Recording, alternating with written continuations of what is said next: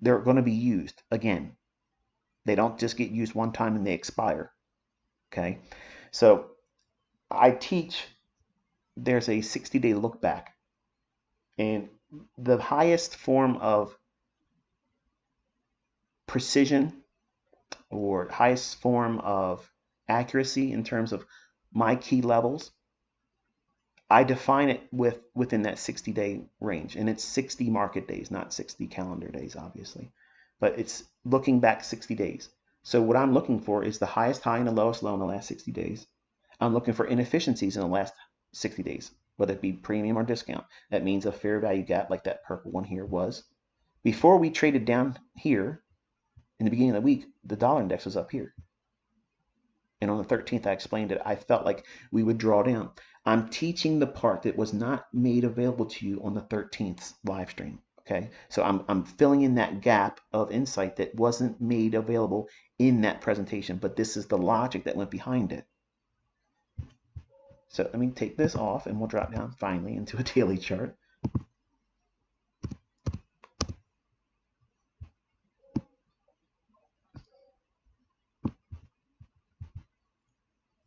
Okay, so here's the daily chart, and let me take all this business off because they're all distractions, and I want you to focus only on the things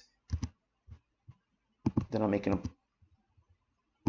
point about. All right, so this inversion fair value gap was an old gap. Notice that it does not look like a gap on the daily chart, where it did look like it on a weekly. Let me just, for completeness sake, drop back up to a weekly chart. That separation from this candle's low and that candle's high, the candle to the left of that, it's only sell side delivery. It's a sell side imbalance, buy side inefficiency, SIBI, S-I-B-I.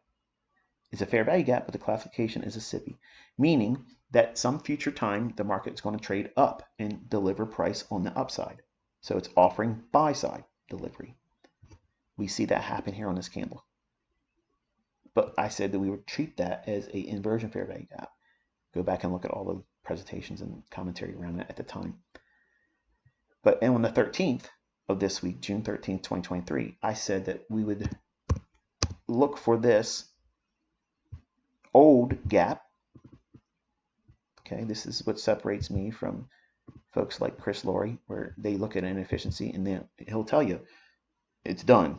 That's his terms, it's done. It's not meant to be disrespectful, but when I tell people you can learn how to read price action with Chris Laurie, if you don't like me, that's fine.